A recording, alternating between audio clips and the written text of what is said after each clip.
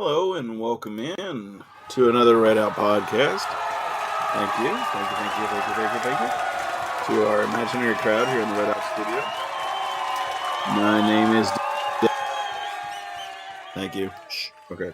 We're good. And let's get into it. Hey, how about them tops, son? All day, SEC boys. SEC, they supposed to be SEC. Jersey all day, baby. You're listening to the Red Out Podcast.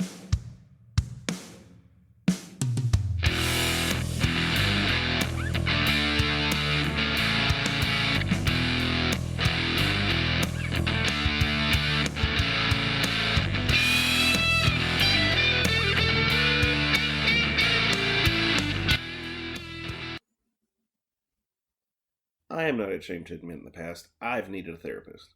We all need someone, and it's a strong person who can admit it. I talked to my doctor, who referred me to a therapist, and I really didn't have much say as to who the therapist was. But with this episode's sponsor, Betterhelp, you do. You can filter out who you would like to talk to, age, gender, religion, and more to pair you with the person who works best for you. And if the person isn't exactly who you were wanting, you're not stuck. You can switch counselors. BetterHelp strives to offer affordable, professional, and accessible online therapy. So go to betterhelp.com/redout today to save 10%. By doing this, you not only support us, you can work toward a brighter, healthier you. Thank you to BetterHelp for sponsoring this episode. Yes, thank you so much, BetterHelp. We appreciate this sponsor of this episode. If you follow the link in the description and use the Red Out Podcast referral code, you will get 10%. So definitely support us there. If you like the show, like, share, and subscribe. But it helps us out in the algorithm on YouTube and other podcasting sites.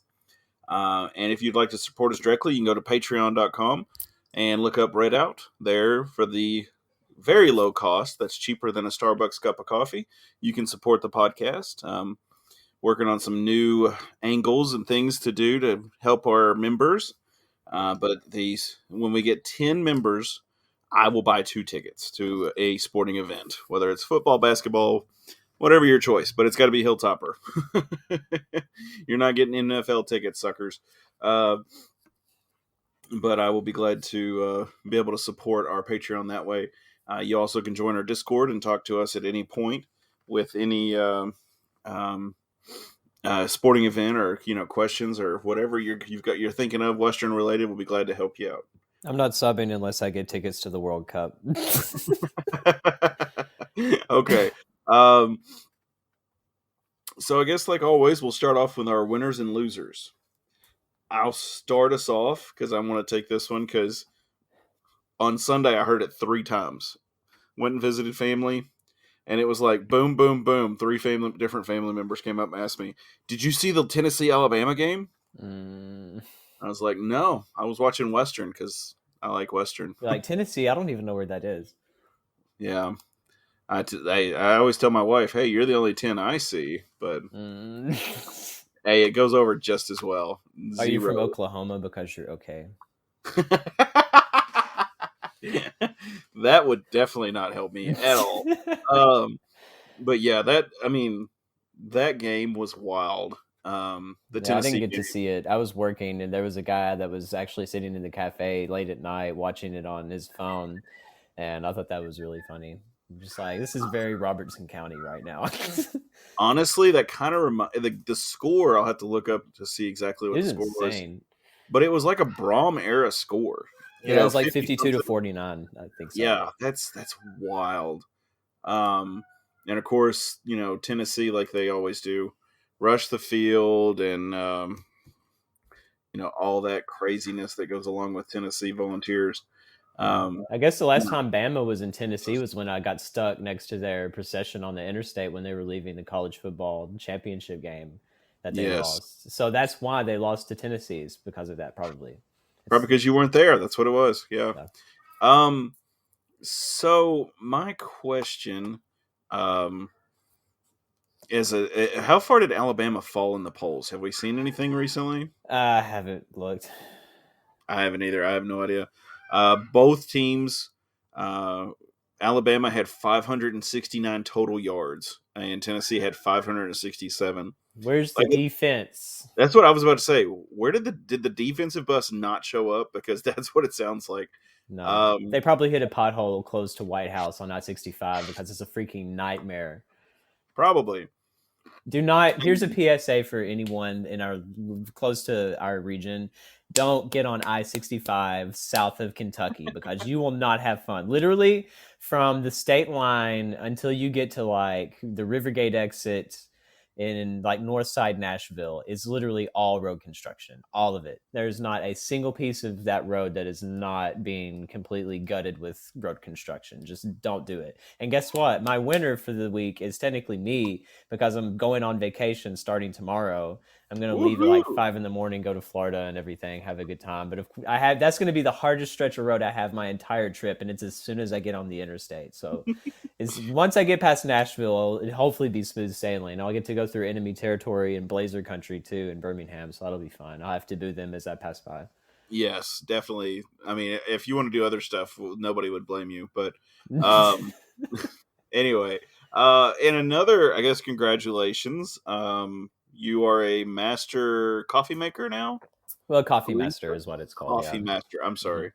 I wanted to make sure I got the title right. So congratulations. Yeah, it's fun. It's I'm just more of a assuming- flex than anything, honestly. I was like, does it come with a pay raise? A little bit, but Okay. for the initial thing, you have to do these modules and you get a black apron that says Coffee Master with your name embroidered on it, which is the main reason most people do it. But it was really cool learning more about coffee. And I had to do a presentation on one of the core coffees that we have on tap usually. So I was able to talk about that. But I mean, having the black apron is what's really cool. Okay. I mean, I saw where you or your mom had posted it, and I mean, so congratulations. That's awesome. It was freezing. We had it outside in Hendersonville, and it was like wind chill of like 30 degrees the entire time, like 15-mile-an-hour wind gusts. I nearly froze. Do you have any winners or losers? I hadn't really thought much about losers, but I mean, Bailey Zappi is still continuing to win, and I absolutely love it. Like, he's getting better every single game.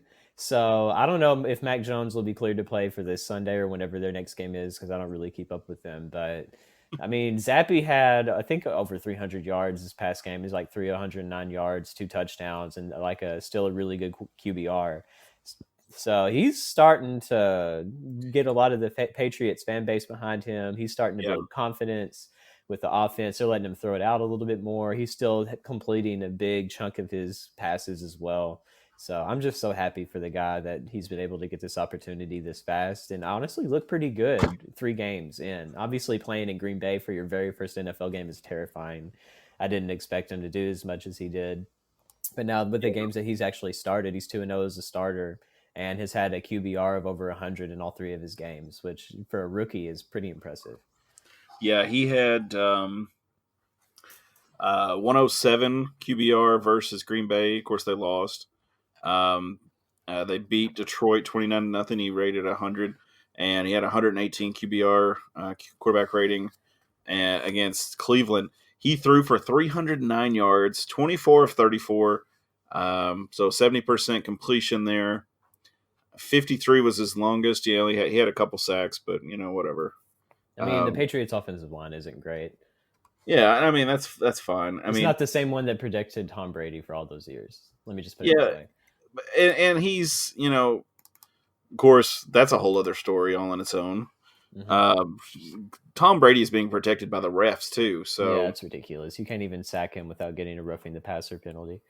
That was what, a couple weeks back. Yeah, when he got slammed to the ground and got a roughing the passer. Literally the same play happened on another game. Mm-hmm. Yeah, I think it was the Raiders. No flag. Yeah. Excuse me. But yes, I was about to talk about Bailey. My Packers lost to the Jets. The Jets are good. All of the New York teams are good. What is wrong with this country? This is not the America that I am used to. This is not good. I was upset Sunday watching that game. It's probably one of the first games I've actually sat down and watched, and they lose. Maybe it was saying something. Maybe I shouldn't watch it. So, But they lost. Of course, then I had to laugh. My brother rubbed it in my face, and then they lost to the Eagles, Dallas. He cheers for Dallas Cowboys. I They will give lost. the NFC East a lot of respect this year because they were so bad a couple seasons ago where everyone was saying they need to change the playoff rules for the NFL because the NFC East was so bad they don't even deserve to have anyone in that conference go to the playoffs. But now I think everyone except the Commanders are like really good. I mean, the Eagles haven't lost yet. I think Dallas is still super good. And of course, the Giants, I think they're still really good as well. And so, I mean, it's actually a lot better now. Worst name ever. It's so dumb. I have to It really actually is. consciously think before I say the word Commanders every single time I think about them. I did hear a great fantasy football team name from a radio personality. I think it's the Guardian Commanders, which by the way, great. That's so great.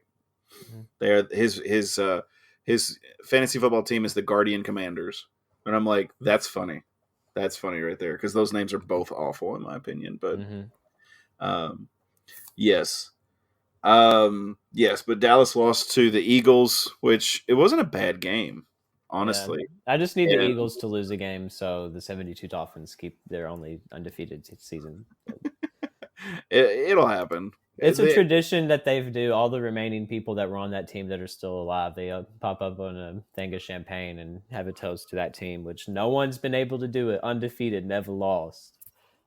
I don't know if it can be done nowadays. Truth The be told, Patriots almost did it, and thank God for Eli Manning that the Giants beat them in the Super Bowl. Because if they would have won, they would have broke it. They would have yeah. been the team that broke it. And of course, I would have Yep. vomited everywhere if it was Tom Brady and the Patriots that did that. So thank you, Eli Manning. I know you're listening to this podcast, so thank Of you for course that. he is. Yes, him and Peyton. Sorry, I'm trying to mess with something else. But do you have any other winners besides Bailey Zappi? Nah, that's pretty much all I had. Yeah, that's me too.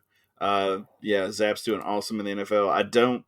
I haven't checked on any of the other Western alums that are in the pros, but hopefully they continue doing well. Let's check real quick on Western results. Check the calendar. If I can get this thing to pull up right this week. Okay, let's see if this works. Nope, don't like that. Okay. Yeah, the reason I don't have a lot of this stuff pulled up this week is because my computer decided to update. And I was like, all right, I got time. So I walk up here to start doing my pre-show kind of checking, and this is what I get. I get 15 minutes of updates. So I was like, okay. Yeah. So WKU soccer is going to be playing. Will play its last weekend road series of the regular season with a trip to Texas this week. First up is Rice on Thursday night in Houston, followed by a match against UTSA on Sunday afternoon. So good luck to the Lady Top soccer team. So hopefully they'll be doing good this weekend. Grinstaff got the Arnold Earned Golfer of the Week honors. So I guess Grinstaff and Arnold. And I guess I got an email or something. Good God.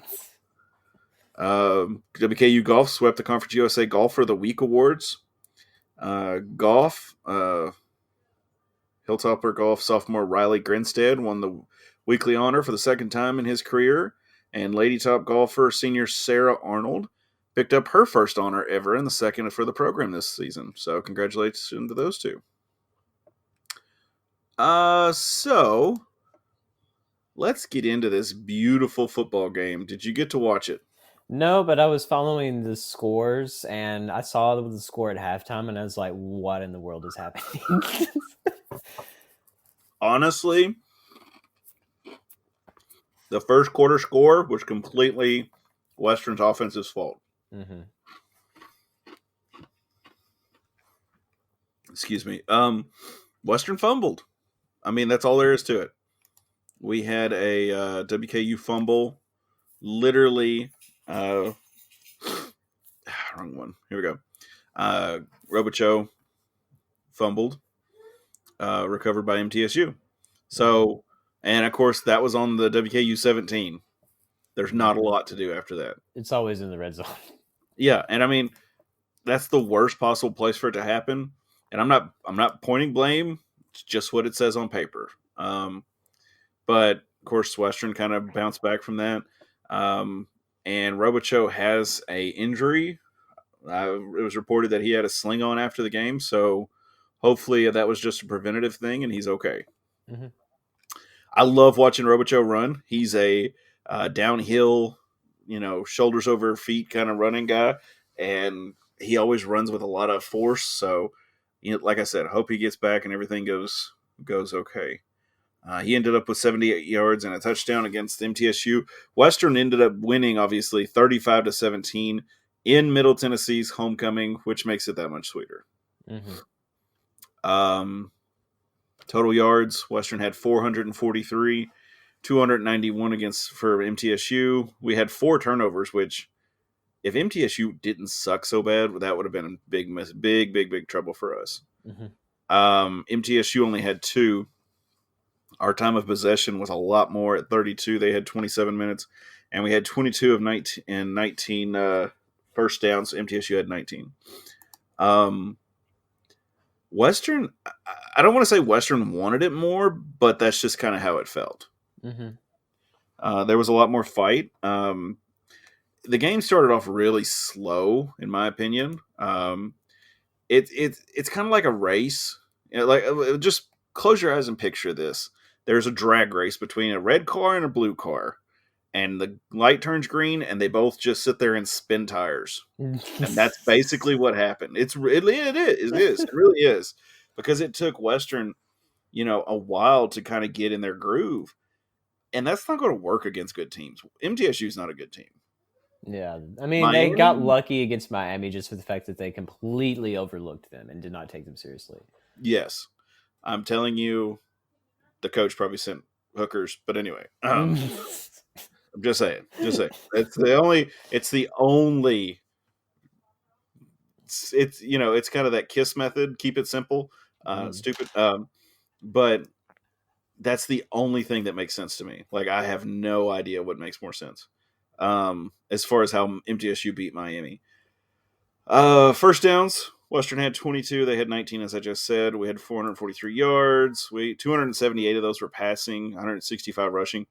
I am so happy to see that we held MTSU under 63 yards rushing. Mm-hmm. Now, I'm going to say a lot of that probably was that MTSU went to the air a lot more in the second half trying to catch up. Yeah. They had 9 penalties for MTSU at 75 yards. We had 7 penalties at 78 yards. We had too many fumbles. We had 3 fumbles. They had 1. We had 1 interception thrown, and they had 1 interception thrown. I love beating MTSU. Yeah. I know you didn't see the game, Jared, but the problem for me is when you look in the stands. Yeah. This is a rivalry game, and nobody's there. It's because they don't really care about that program anymore. No. Well, it's a stagnant program. The last time they had a lot of people actually go and support them was when they had a really good basketball team with Giddy Potts and Reggie Upshaw, and Kermit Davis was still the head coach. That was the last time they were able to have any type of fan base. And once they all went on, then that was kind of the end of that. Yeah. And that's sad, honestly. Mm-hmm. Like for me, and this is my complete opinion, I don't know if you can hear my dinosaur in the background or not, but let me shut the door. So for me, with the rivalry, MTSU was always fun back in the day because they cared. Mm-hmm. Now they don't care as much. Marshall was a more fun rivalry than this one is. Mm-hmm. Oh, easily. Because of them caring. Yeah, Marshall, they don't have anything in Marshall. I mean, they have a Dairy Queen. Exactly, the Dairy Queen. That's the only thing they've got, and that's where they all meet and talk. If I go to Huntington someday and they don't have a Dairy Queen, I'm going to be really upset. I will say, we talked so much trash about Murfreesboro last week that I had a listener send me a message and ask if it was that bad. If Murfreesboro is as bad as we are saying. I mean, it's a slight exaggeration, but I mean, most people in Middle Tennessee don't prefer Murfreesboro over places that are not Murfreesboro. I mean, it's better than Antioch, but I mean, everything's better than Antioch. Okay, this listener, and this is a paraphrase. This isn't a direct quote, but he's like, "Y'all make it sound like a slum in Somalia," and I was like, "It's pretty close to that." It's the same thing. Yeah, well, Troy's the slum in Somalia, but I'll be driving through there this week. I still yeah. can't believe they beat us. That was stupid. I told you, I've that's a game we're gonna want back. Mm-hmm. And I don't want to sound bad, but I feel like Austin Reed may turn out to be a really good kid, a good quarterback, and I hope he stays another year because I think he's got one more, right? Yeah. But like this year, like I feel like we're starting a little slower than we did with Bailey. Yeah. Which we lost some games early on last season that weren't really Bailey's fault, but just for the fact of the defense, it was that they were so close, but just broke a little too much and gave up an extra score when we didn't need it. And I mean, Bailey wasn't perfect either. I mean, he had an interception against UTSA that cost us that game. Yes. Yeah. So, yeah. And but I mean, I see what you're saying, but I mean, I still think he's doing a pretty solid job. He is. And if you look at the wide receivers and stuff compared, I mean, they're good. I mean, David Davis and Malachi Corley, they're all really solid, but I feel like they were a little more loaded with wide receivers last year too. That's you're probably correct on that. I'll give you that. Because and that may be maybe that's what it is. Maybe he's just missing more targets than what Zapp had. He doesn't really have a Jareth Stearns this season. No, and how is Jareth doing in that? He should be on a team, which if he's not, that's sad because he really deserved that chance. I mean, I know he was with Tampa Bay in their camp, but they didn't keep him. Yeah, probably. And also, this is kind of off subject, but as far as like pro tops goes, like Charles Bassey, he got released from the 76ers. I don't know if you saw that. No, I did not. Okay. Yeah, so I don't know where he's going to end up or if he'll get another shot somewhere, if he's going to have to go G League again or what. But he was one of the best G League players last season. He got to play a lot for the Sixers as like a third string.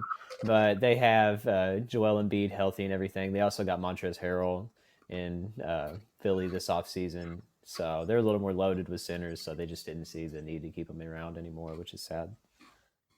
Hopefully they'll retain him. Yeah, I mean the fact that Mitchell Robinson has signed with the Sixers for like not the Sixers, the Knicks for so long. I mean, we got to keep Bassey. Yeah, I don't know if they ever played against each other, but man, no. Speaking of course, as you all know, I'm a big documentary guy, and I saw that the Redeemed team was on Netflix. I'm definitely gonna have to check that out.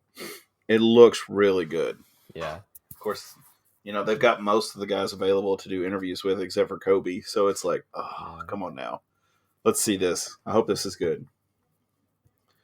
I hope Charles and Jareth get back on teams and do well. But so I thought I saw a lot of promise out of this team. I thought the defense played really well against MTSU. But MTSU really shot themselves in the foot a lot. Middle Tennessee, which, okay, I just saw this and it reminded me of something that I saw during the game and it frustrates me to no end. So the ESPN Plus game, we had students doing production, which is normal for Western because that happens a lot. However, to start the game off, they had Western as 0-2, MTSU as 1-1. And I'm like, what are they talking about? Like, what does that mean?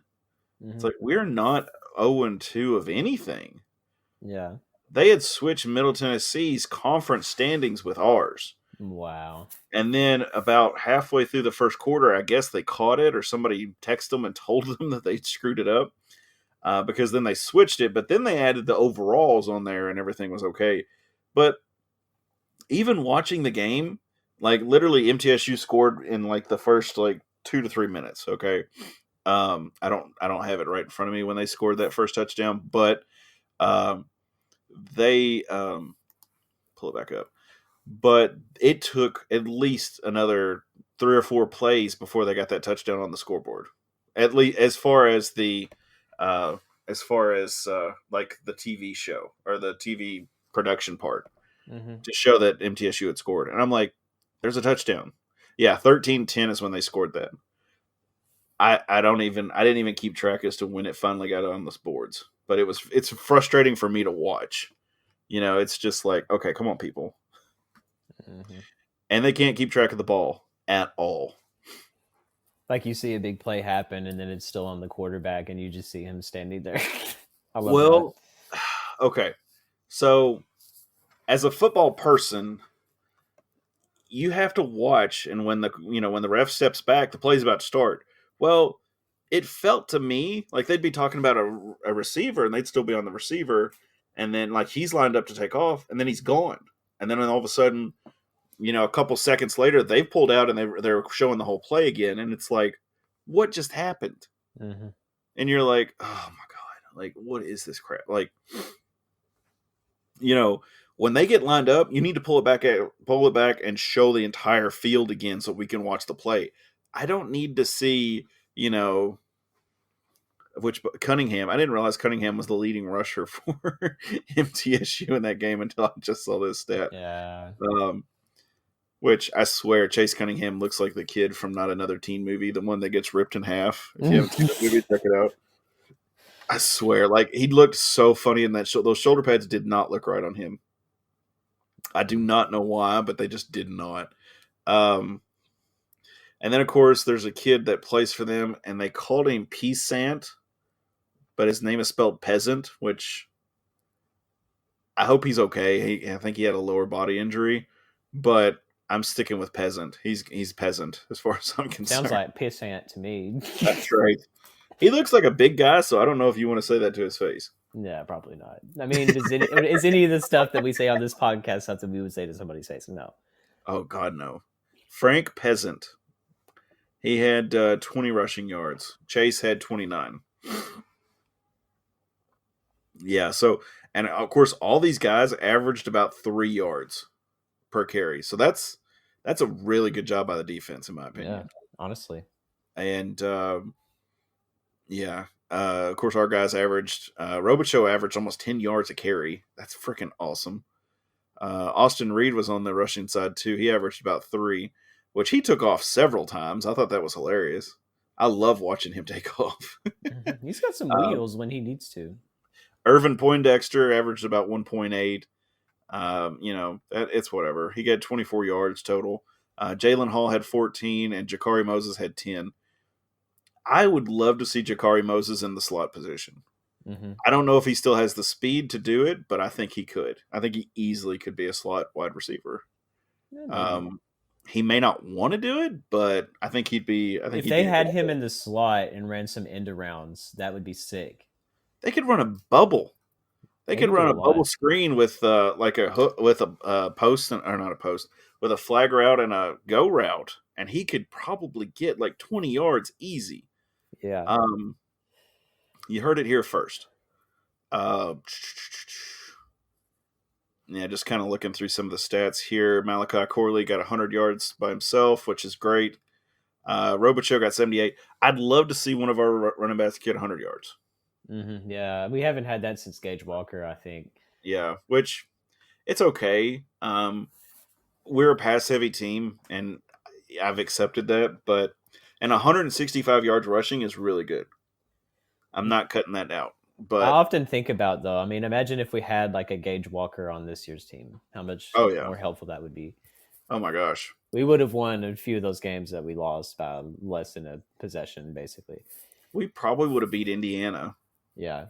We probably would have beat Troy because we'd had a lot more clock control than we did. But hindsight's 2020, right? Mm-hmm. I mean, we're 4-3. So I can't complain. Yeah, I mean it's 2022, but I get your point. Yeah, whatever. So Western beat MTSU. Check out Matt's game grades. I'm sure he talks a lot more detail. Being an insurance agent, I kind of see that. Yeah. he's used to doing the analyzing stuff. So check out his game grades on the Tower Rack. Give him a little plug here. And I'm sure he works hard on that, and he enjoys doing all that stuff. So, closing remarks on MTSU, good. I wish we'd have beat them 74-0, like Matt said, because they screwed up our chance to go to the MAC. And wish Helton had taken a poop on the 50, but he didn't. So. Or Big Red. Yeah, Big Red. That would have been Big Red. Kind of undoes his little suit in the back and pops a squat. And yeah. Jared, do you have any closing thoughts on MTSU? No, it's just always good to win that game, and we lead the all-time series now. I think 36 games to 35 games all time. Which another thought. I was just thinking they were doing kind of the all-time series thing, and of course it was like basically like dead even. Yeah. So they put up there. I don't even remember what it is. What is it, like 21-14-1 or something? Yeah. They didn't put the 1 for us. So who the hell did they tie with? I'm like, production, y'all forgot to put the 1 for Western too. You put it on one side, but not the other. And it's like, oh my gosh. So we got the Blazers. We about to get blazed. Hopefully yeah, we are. Yeah, hope not. Gosh, this will be bad. We have the same record as the Blazers. They are 4-2. We are 4-3. They're 2-1 in conference, and so are we. Okay, UAB beat MTSU 41-14, which makes me worry. They also beat Charlotte 34-20. They've lost to Rice. They lost to them by 4. And they beat Georgia Southern 35-21. And they beat Liberty, or they lost to Liberty 21-14. Is Liberty that good? I mean, yeah, that's one of the reasons they're going up with Conference USA is because they've had a really good football program. And Hugh Freeze, he's the coach over there. He was at Ole Miss for a while. So, I mean, he's like Power 5 level coach. Yeah, Liberty is, they've lost one game to Wake Forest. Yeah. Which, wow. They've beaten Southern Miss. They've beaten UAB. They beat Akron. They beat Old Dominion, UMass, and Gardner-Webb. They played BYU this week. Yeah. That'll be an interesting game. I agree. Baptists versus Mormons. And then they've got Arkansas, UConn, Virginia Tech, New Mexico State to finish out their season. Hey, if they keep it up, they could be going to a bowl. Easily, yeah. Of course, like I said, they've played Rice. I think we've got Rice in a couple of games. Let me check I think we've got them not this next week, but the week after. No, sorry. In about a month, November 12th. November 12th, we've got Rice. But we've got UAB this Friday at 8 p.m. So make sure to watch that because it's going to be a Friday at Houch and Smith Stadium. Hopefully we can pack the Houch. It's a Friday, 8 p.m. Eastern, 7 p.m. Central Standard Time. It's going to be 67 degrees, it says. I call bull. And more importantly than this game, you have to go to this because Shaq is going to be doing a DJ thing beforehand. You have to go to that. I'm going to be out of town, of course, or else I would, because I was there the last big concert they had when Cage the Elephant was playing at South Lawn, which was sick. There was thousands of people there for that. And hopefully like a big name like Shaq, that'll draw a lot of people in. But Western has just one job to do, and it's not even win the football game. They have to get Jamarion Sharp to take a picture with Shaq. It's mandatory. They have to do it. Yes. I want to see the height comparison with that. Jamarion he's 7 foot. He's 7'5". 7'5". Okay, what's Shaq? He's 7'1", so he's taller than Shaq. Oh my gosh! Well, the hell yeah! Then you got to definitely have to do that. Mm-hmm. All right, let me see if I can pull up. I want to see what the weather is for Friday because if we get a heat wave on Friday, that's kind of awesome. Yeah, it's supposed to be warmer this weekend. Yeah, 73 Friday, and this is in Scottsville, so obviously, and Saturday 76, Sunday 78. So also, do we remember why this game got moved to a Friday? Because this makes no sense to me. I agree. It's CBS Sports Network too, so it's probably just for TV. It probably is. Vegas has given us 1.5, which that means it's going to be nothing. A close game, and they're probably going to beat us by about 2 or 3 because that's usually home team gets about 3 points. Mm-hmm. The last time I remember us playing UAB in the Houch was when their quarterback, I think he had like 4 interceptions that game, and we actually won and looked really solid. So I don't know how we'll look this year, but I mean, they're obviously a really good team. So they need to be watching footage of that game against Rice because that's what they need to do is whatever they did. So hopefully be able to still keep the offense flowing and also have some defensive plays that make a big difference. Their quarterback is, what's his first name? Dylan Hopkins, number 9. Dylan Hopkins is 82 of 123, 1,170 yards, 6 touchdowns, 2 interceptions. Their running back, D. McBride, which, by the way, when I was at Western, there was a guy named D. McBride. His name was actually D.E.E. McBride. Came from Florida. Always wore flip-flops. Never wore shoes. Always flip-flops except for in winter. Of course. Dwayne McBride, number 22. He's a junior out of Florida. He is got 116 carries, 778 yards, 11 touchdowns. That's pretty good. Sounds to me like they like to go to him. Mm-hmm. Just my thought. Looks like actually it does look like it's more of a heavy rushing team than it is passing. UAB averages about 449.5 yards. They pass for 205.5 yards, and they rush for 244 yards, whereas we are quite the opposite. We averaged 488, we pass for 344, and we rush for 144. Mm-hmm. So I could do the math real quick with my little Amazon friend here, but I don't want to screw anybody up that's listening. Mm-hmm. Yards allowed, they allowed 319. We allowed 362. So we got to get our guys up front, do well. Linebackers, do well on their pursuit angles and, try to control the clock as best we can, especially since they're going to basically be controlling the clock with the run game. Yeah. Hopefully Robichaux is back. I'll have to check some of the stats to see. I don't know. If not, Poindexter and Moses will probably get the majority of the snaps.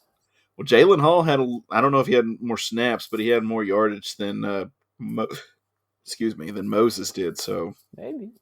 I mean, they still have 3 people they can divide it up amongst. So. And that's fun. Yeah, that's great. I'm fine with that workhorse mentality, but we'll have to see how everything goes. I just know that Jalen had more carries against MTSU. Whether that was, I won't say he had more carries, but he had more yards. So maybe he had just a little more opportunity than Moses did. Jalen Hall had 1 carry. Moses had 2. Poindexter had 13 carries, and Robichaux had 8. So, that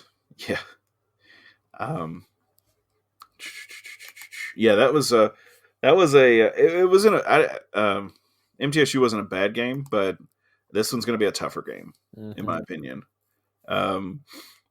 Moneyline's got Western at minus 125, so you put $100 down, you get 125 back. Over-under is 57.5, so they're thinking we're going to score in the 20s. They think Western's going to score about 28, and they think UAB is going to be about 26. WKU and UAB, WKU's analytics from ESPN has us winning with 65.4%. I'm going to go back. I need to go back and listen to some of our older shows this year because I don't think they've gotten any of those right on any of the games that we've lost. Probably. See, here's how I feel. Do you want to know my feelings on this, Devin? Of course. So, always. Depending on how well this shot concert goes, if there's more than 20,000 people at the game, there is 100% chance we will lose. But if it's less than 20,000, then we will win. That's my prediction. I'm not going by anything that happens on the field at this point. It's just attendance. If it's less than 20K, we're good. So we're going to get stage fright, is what I'm hearing. Basically, we're going to get stage fright. Okay. That's been the most frustrating trend that we've had with our football program in the last 6-7 years, is that we can get some high attended games, but the most highly attended games we have, we lose. Oh, yeah, that's a very frustrating thing. It's nice to see the support in the stands, but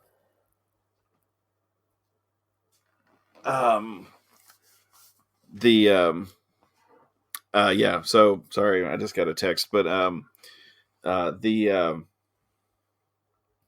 yes, that is a very frustrating thing to see a bunch of fans in the stands through the first 3 quarters, and then the fourth quarter they leave because we're losing.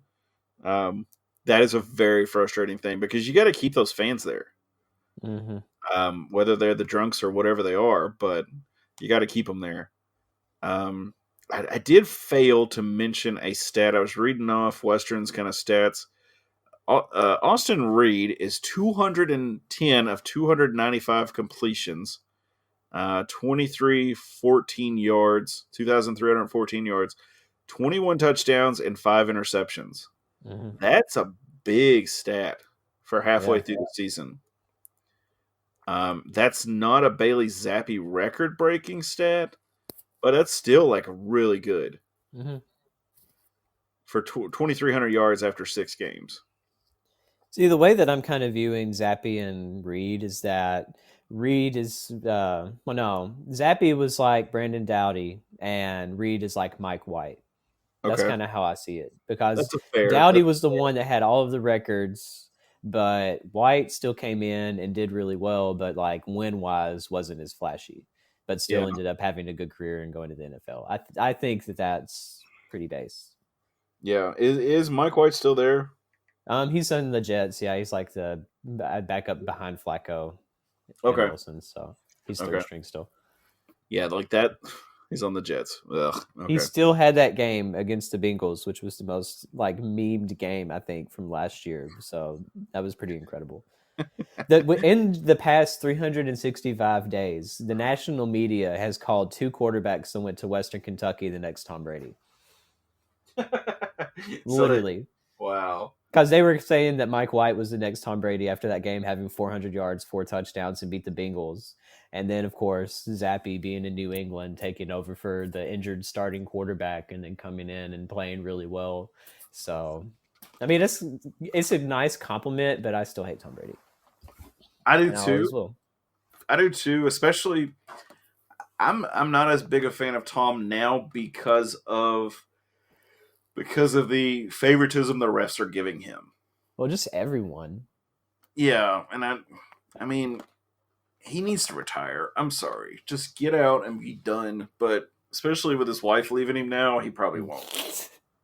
And I'm serious. That's not a joke. I'm dead serious. I think that since his wife has left him, that just gives him all the more reason to stay in the pros. He's like, well, I guess I have nothing to do now, so I'll just keep playing. I heard a comedian one time say that anytime a celebrity gets married, unless they sign a prenup, they are basically gambling with their income, whatever, because they are literally saying, this person, I'm willing to bet half of my stuff that this person will not leave me. And that's literally what it is. Who was it? I think they said Michael Jordan got married twice. And they're like, dude, you doubled down? Like, what is wrong with you? You already did this once. I was like, oh my gosh. Again, or in 2 days. Well, 1 day if you're not a Patreon member. But it's going to be a tough game. I definitely see Western. I think Western has the ability to win this game, but it's going to be tough. You're going to have to thread the needle, so to speak. There's not going to be as much margin for error for this game. We have to clean up the penalties and we have to clean up the turnovers if we want any chance in this. And we have to not have just wasted series. You know, you cannot just, pee down your leg, as Jake used to say. You have to score on the series. If they score, you have to answer. If they don't score, you have to score. You have to, take advantage of their, shortcomings. And, you just can't let missed opportunities. Can't leave opportunities on the field. Yeah. As they say in baseball, you can't leave runners on base. Is what I'm trying to say. Yeah, exactly. So, um, I did think it was really funny on last Saturday. The mouthiness Western and MTSU were. I don't know if it was necessarily MTSU or if it was us, but it was great. I mean, you always still want to see that chippiness to it. You got to see the chippiness. Like, that's what makes rivalries good. When there's a swing, if somebody takes a swing at somebody during a game, that rivalry is alive and well. Mm-hmm. When you don't see people in the stands, that's when the rivalry's not as well as it should be. Mm-hmm. But so that's kind of all I've got tonight. We'll do our kind of end of show thing real quick. Well, actually, let me back up. Let's do our predictions. Mm-hmm. Jared, do you want to go first? Yeah, so I mean, it goes back to if we have more than 20,000 fans or not. But I guess on the field, I still see UAB being a lot stronger team than we are. Their record is pretty good, and they've looked pretty solid. They've been one of the better teams this year in Conference USA, I feel like. But I mean, I feel like this is going to be a lot like the Troy game. It's going to be another freaking Alabama school, but I will probably think that this game will be maybe like 31 UAB, 28 Western or something like that. It could end up still being that close, but we'll do something dumb that will keep us from either getting a field goal to tie the game and to go into overtime, or like throw an interception at the last second or something like that. I'm going to say I agree it's going to be a really close game. I don't know. I do think Western's going to make mistakes, but I think UAB will make mistakes too. I don't think they're perfect. I don't think they're because they're UAB. They're blazed all the time. But and honestly, like if we could start a rivalry with a team, I would love to start a rivalry with UAB. Well, we tried a little bit, but it never really got to the level of Marshall. And Like, now they're leaving too, so I mean, it's no point. But UAB's fans care. Like they cut the program and the fans had a fit. The maddest I've been with anything that happened within WKU sports in our time in Conference USA so far was when we had the conference tournament down in Birmingham and we were playing UAB and in basketball. And it was when Chris Harrison Docks was still on the team, good old CHD. And he got called for a 10-second violation in that game for something. And that is like the first and only time I think I had ever seen that penalty called. And it was like Western could have taken the lead had they scored on that possession. But they found something like that to call the 10-second call. And we got a bunch of horrible calls at the end of that game, and they ended up beating us. And man, I was so livid. And of course, like we were all arguing. Like some of my favorite people I've met online, especially on Twitter, were UAB people. Shout out to Courtney. Shout out to Dave. They're all pretty amazing. And it was just so except when we're playing you. Yes.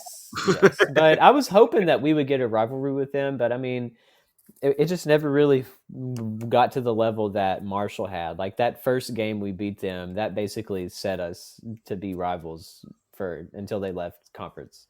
But even though we had that moment against UAB in basketball, I mean, football wise, considering they were in the West and we were in the East and it was divided at the time, we didn't play them every single season. So we weren't able to really develop that yearly kind of consistency. Okay. So how do you start a rivalry? Do you send them a note? And they're like, do you want to be my rival? Check yes or no. Is this like fourth grade? Kind of. I mean, one of my favorite bands just released a song called I Don't Want to Be Your Friend. So you just send them that song. That would work too. But like, that's what, if I could transplant MTSU or UAB's fans into MTSU, that would be like the greatest thing ever. Yeah. You could give them a shot of Blazer and that would be great. So yeah. So my prediction.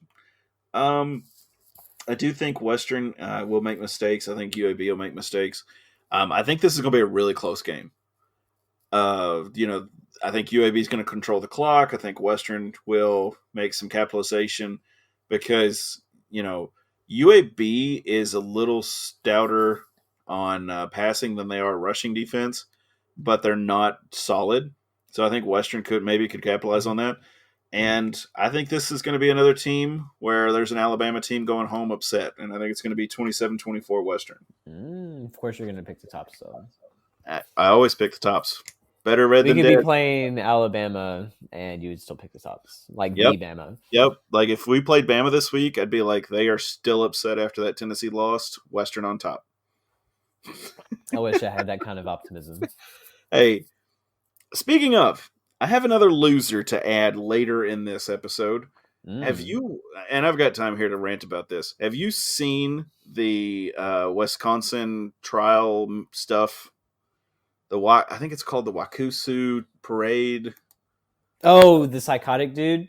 Darrell Brooks. Yes. If you don't know Darrell Brooks, look it up because you will be so frustrated after you do. Yeah, he never should have been able to have done it. I don't know if you know who Nick Crowley is on YouTube. He's one of my absolute favorite people. He makes all these really creepy, like, deep dives into people. He did an episode on him. So I need to try to find that and send it to you. But yeah. Yes, send that to me.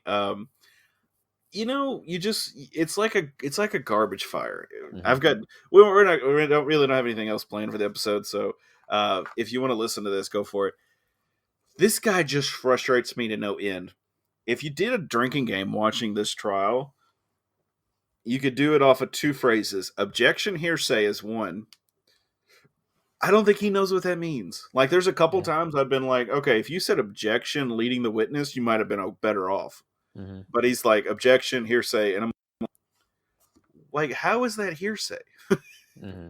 And then the other fact of this is he does not, supposedly he's a sovereign citizen, which if you don't know what that is, look it up. I'm not going to explain it here. But he's a sovereign citizen. He does not go by the name that he is, his legal name, Darrell Brooks. And that's his argument, is that Darrell Brooks is being charged and he does not go by that name. And it is the most redonkulous thing I have heard in my entire life. I mean, like, he's this got judge is a saint. Psychological problems. Yeah, he does. This judge is a saint, in my opinion. Mm-hmm. Like, she's gone off on him a couple times, and I really want to be like, you are better than I am, because I'd have been like, you done, son. We're going to put you in timeout forever. Well, she's threatened to remove him from the courtroom. Mm-hmm. You will not be present while this witness is being questioned. Mm-hmm. And it's like, yeah, you better shut up, dude. And he's just keeps, and I'm like, oh my gosh.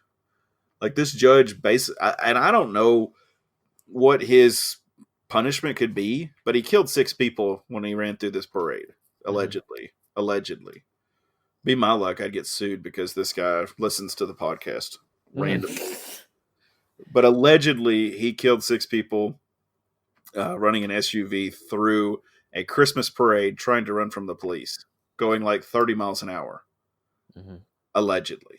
But, oh my gosh. Check this out. You will be as frustrated as I am.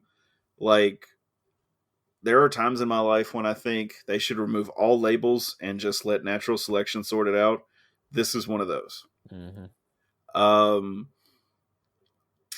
But yeah, it's just really frustrating. What have you thought about it so far? How much do you know about it? Well, I can't remember all the details of the video, but like his history, like the guy Nick Crowley, he found all of his like YouTube videos and stuff of like him posting long before he did all of this. And like it is like really dark and stuff, but I mean, he never should have ever. He should have been institutionalized somewhere a long time ago. And there's so many people that slip through the cracks that they either do go to an institution for a little bit and they get some help, but they can't stay or for whatever reason. I mean, especially like within like the homeless population, there's so many people that suffer from some type of mental illness or psychosis or something. I've witnessed it firsthand working in Rivergate for 2 years. Yeah. So, well, we had one regular, he was called Hollywood, and he would wear like a dress and a leather jacket most of the time. and would come in and would just be like completely psychotic. We'd have to call the police almost every single time that he would come in, because he was just a ticking time bomb essentially. But it's a serious problem, and I wish that our country did more to actually help people, especially even if they are like homeless. But like, being homeless is bad enough. Being homeless and schizophrenic is about one of the most dangerous things that we could allow in our major metropolitan areas. So I don't know how we fix that, but it's definitely something that needs to be fixed.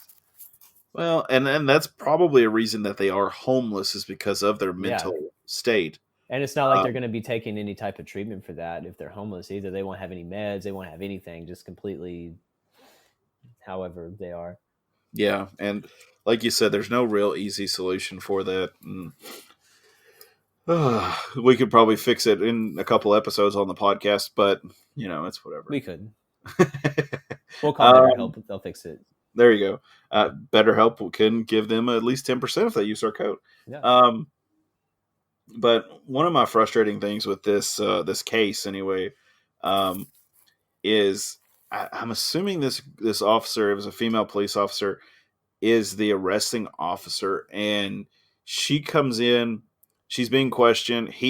Brooks is doing the cross-examination, and he's like, "You identified me as the person in the vehicle.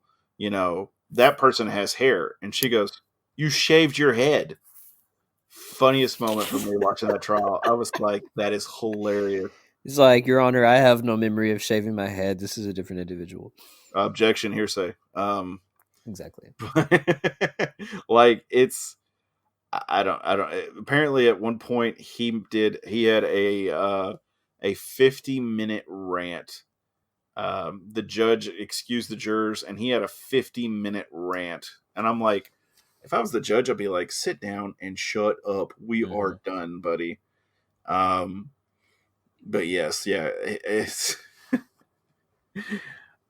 I don't know. I feel like we need a asterisk next to that you can represent yourself and be like, if you don't have the legal, the mental capacity, then you don't need to.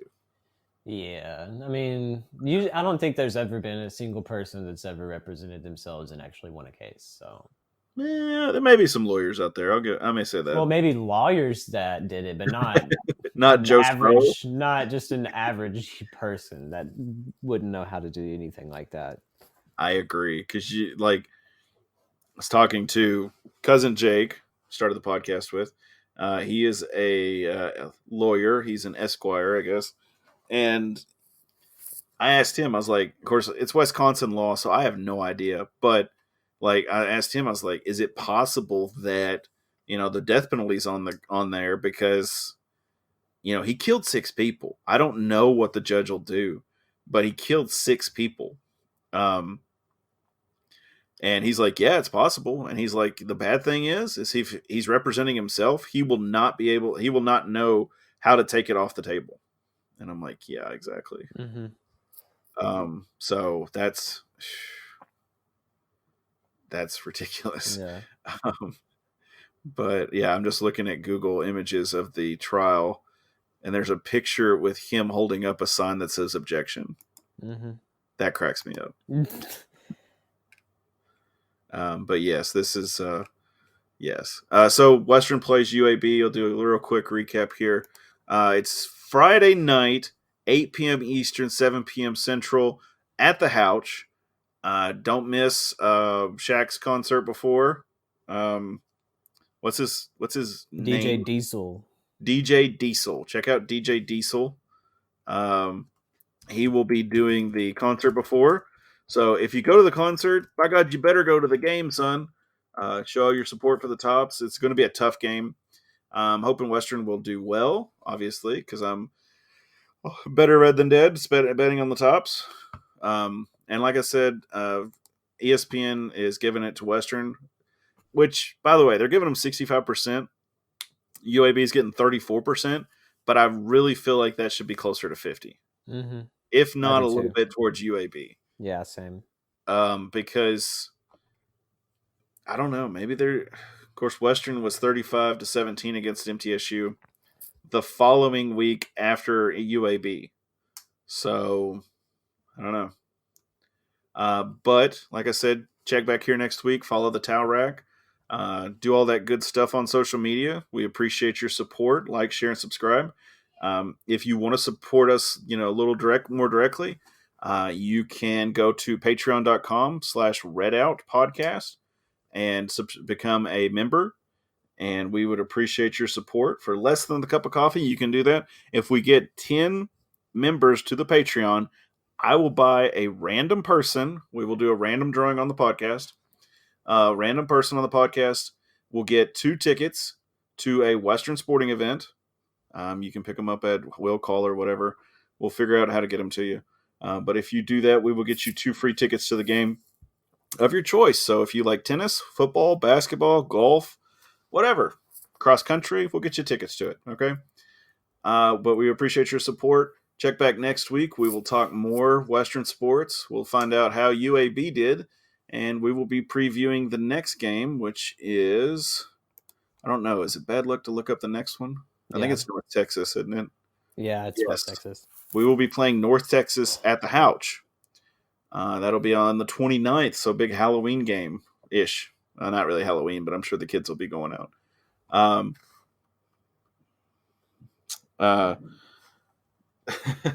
But as always, guys, go Tops. Go Tops.